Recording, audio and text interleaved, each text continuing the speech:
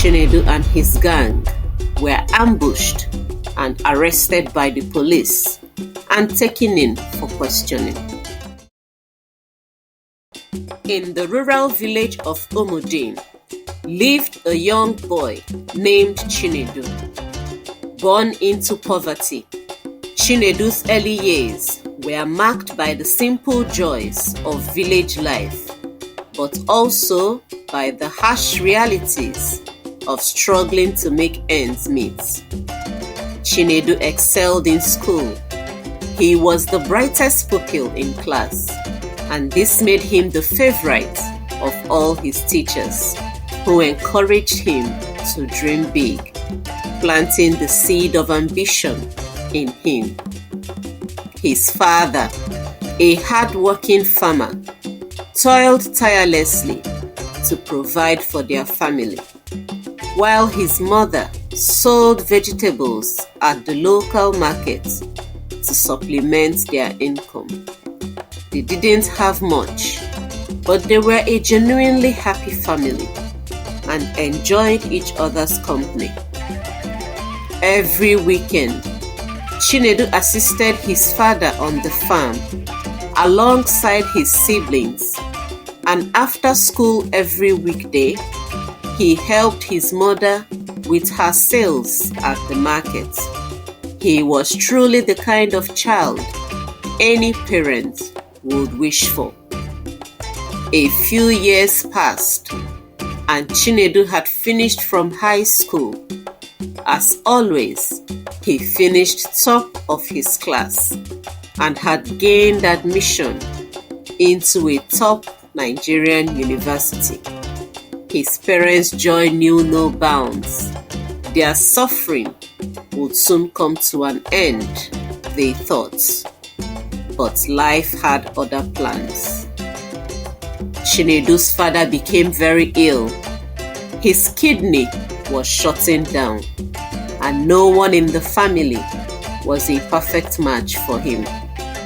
The doctors said he needed to start dialysis immediately, but where would a poor struggling family find money for dialysis? Things truly were about to fall apart. Chinedu's mother, Ekoma, in a bid to save her dearest husband, Osita, quickly started selling all her prized possessions, her trinkets and wrappers. But after all her sales, the money she was able to raise was only enough for one session of dialysis. The doctor had recommended 3 sessions of dialysis every week to keep him going. Chinedu was helpless as he watched his dreams of a higher education fly out the window. Ekoma gradually began to lose bits and pieces of herself from the frustrations of trying to raise money for her husband. She borrowed money from her trade union association for a while, but they refused to give her any more money since she could not pay up the ones she borrowed in the past. She called for support from friends and family who supported in the little ways they could. But all that was raised was only able to keep Chinedu's father going for a few more months. Having exhausted all options, Ekoma had no choice but to sell the farmland on which her husband farmed. The money raised from the sale of the farm helped with the hospital bills for another year, and they were back to square one.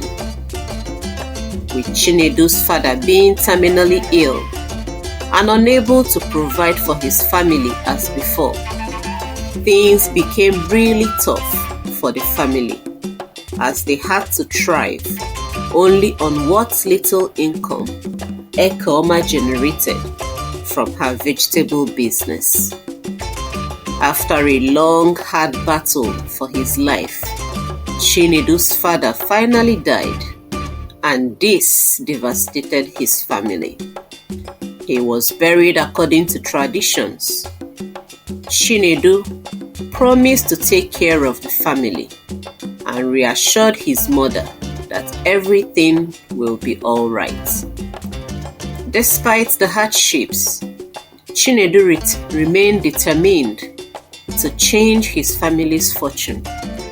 He decided to take up odd jobs in the village, from helping other farmers to assisting traders at the markets.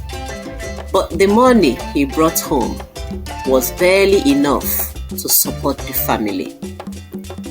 Ekoma decided to send him off on an apprenticeship to Onitsha to learn spare parts business from her brother Obinna, who was a businessman.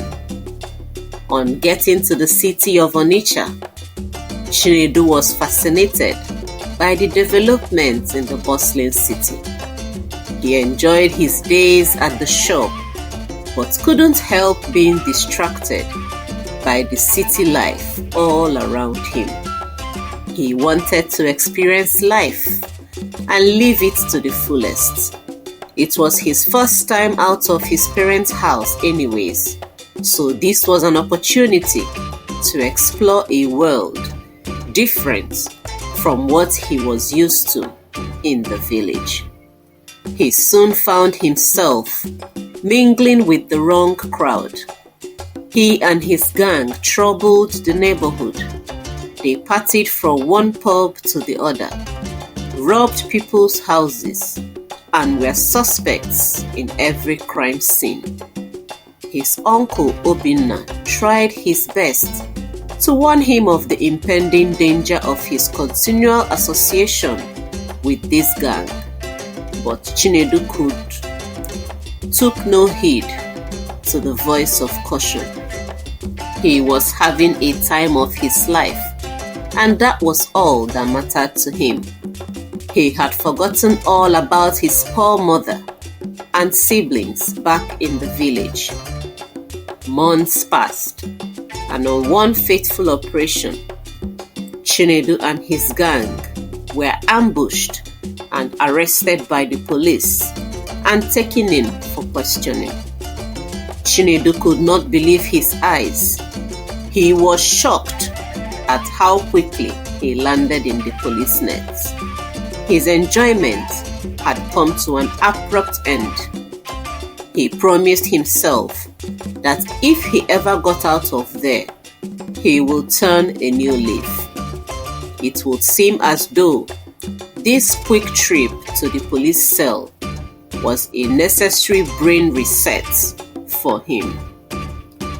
After a few weeks in the cell, his uncle Obinna came to bail him. He was happy to see that he had turned a new leaf.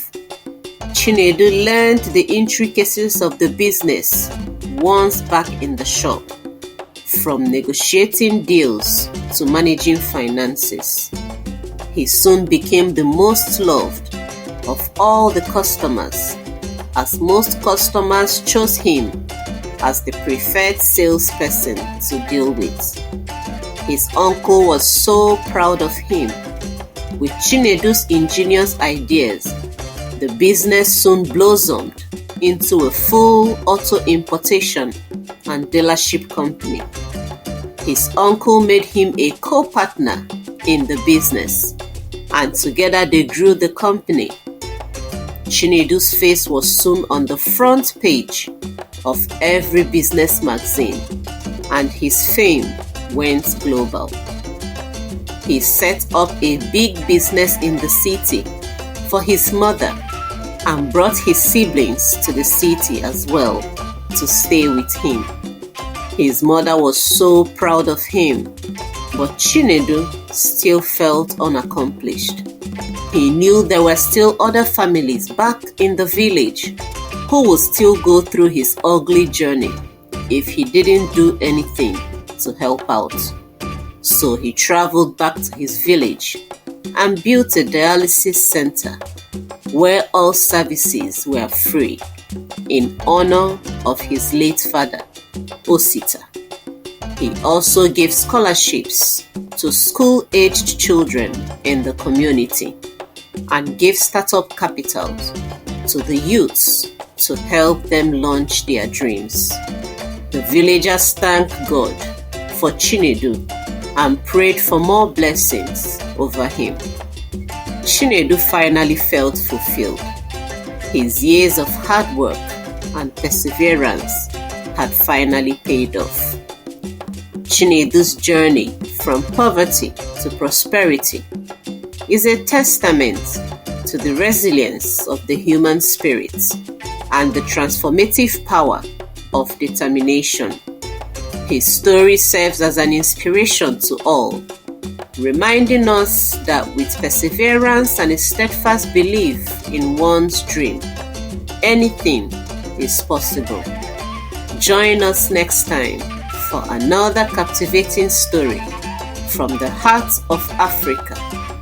Remember to like, share, and subscribe. Until next time, bye.